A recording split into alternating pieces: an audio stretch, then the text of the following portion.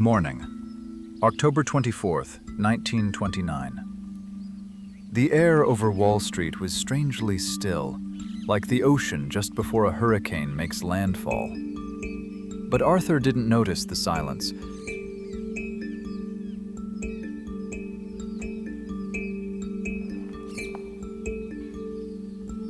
He wore his neatly pressed suit, slipped his newly purchased pocket watch, bought on installment, into his coat, and climbed the subway stairs with quiet confidence.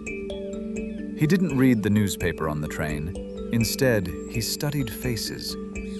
They all wore the same expression, the look of men who believed they were winning. In his mind, numbers floated upward, ledger entries, paper wealth, the promise that today he would be richer than yesterday. The thought of buying his wife a new piece of jewelry after work. He was trapped inside what psychologists now call normalcy bias, a simple belief. There may be corrections, but the market always goes up. It wasn't optimism anymore, it was faith. And he had no idea that the castle of numbers he loved was about to dissolve into smoke with a single ringing bell.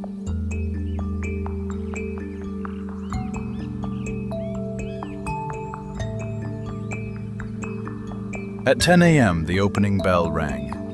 On most days, it signaled opportunity. On this day, it sounded like glass cracking. The moment trading began, a tidal wave of sell orders flooded the floor. Sell! Sell at market! Prices didn't fall down steps. They fell off cliffs. Among the onlookers that day was Winston Churchill, visiting New York. From the gallery, he watched what he would later describe as the spectacle of a man-made system unraveling before human eyes. But Arthur heard none of that. In front of him, RCA stock was evaporating, dollars disappearing by the second. "This is temporary," he muttered. "It has to be."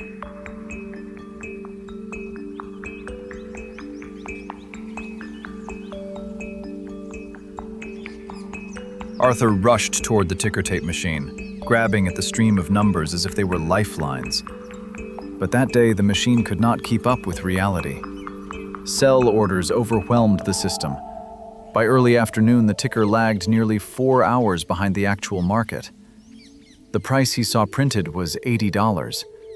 The real trade price was already near $20. He was clinging to ghosts. Thousands of investors were making decisions based on numbers that no longer existed. The crowd moved blindly, running toward a ledge they could not see. The delay wasn't just a technical failure. It was the beginning of broken trust.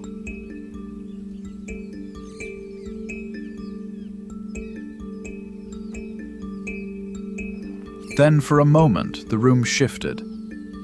Major bankers stepped in. Richard Whitney, vice chairman of the exchange, strode onto the floor and placed large buy orders above market price. The crowd erupted. Newspapers soon carried a statement from John D. Rockefeller. "My son and I have been buying stocks. The fundamentals of this country remain sound." Hope spread like electricity. But hope does not change gravity. The intervention slowed the fall, briefly. It did not reverse it. Arthur felt his pulse return. He reached into his pocket and committed the last of his cash. This was the rebound, he told himself. This was the moment to double down.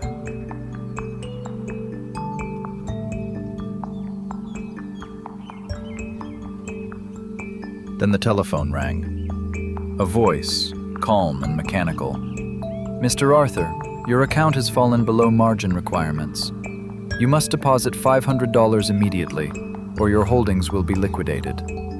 Margin call. The leverage that once lifted him now tightened around his throat. A 10% decline in price meant total annihilation for him. Within minutes, his shares were sold for cents. He understood, too late. The borrowed money had not been a ladder, it had been a contract, and he had signed it with his family's future.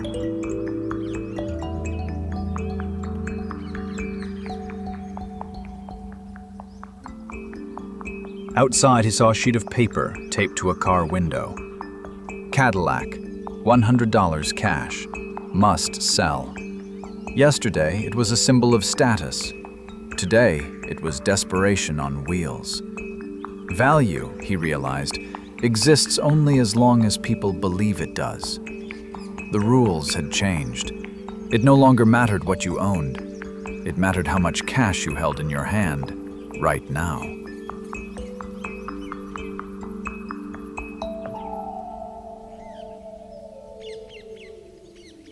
When Arthur returned home, a truck waited outside.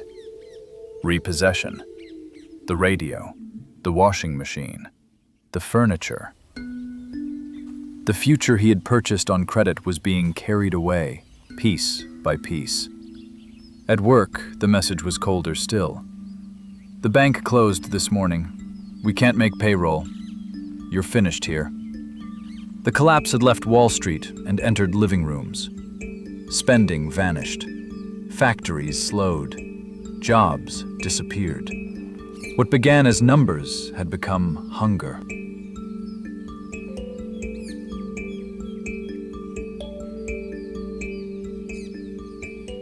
In the days that followed, there were confirmed cases of men who chose the window.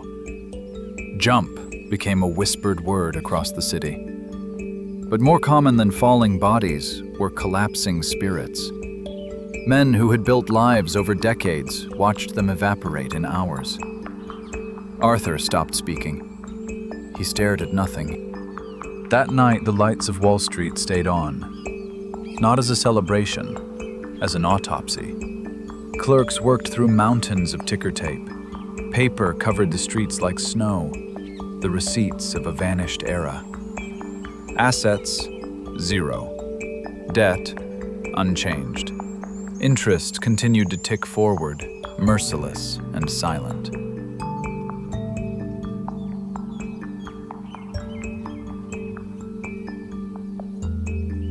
By morning, fear had moved to the banks. Lines formed before sunrise. People wanted proof that the numbers in their accounts still existed in physical form. Bank runs began.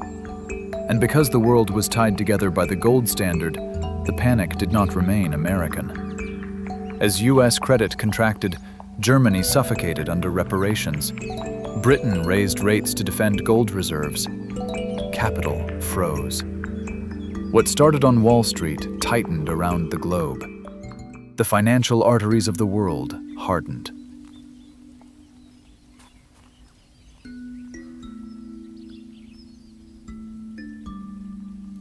That night, there was no electricity in Arthur's home. In the dark, he listened to his children breathing. The whiskey from Part2 had not been celebration. It had been borrowed time. The party was over. What remained were receipts and debt. The neon lights of Wall Street dimmed. The world turned black and white. Arthur's lost dollars were now ripples crossing oceans. No one spoke of growth anymore, only survival. Part 2 ends here. Arthur's hourglass has been turned. At the top, the ruins of borrowed prosperity. At the bottom, the weight of debt. But the true winter has not yet begun. When wealth disappears, hunger follows. And hunger tests what remains of a man. Men who once ran companies begin selling apples for 5 cents. Arthur will soon discover how much of himself he must trade to keep his family alive. The longest winter of the modern world is about to begin. Thank you for watching.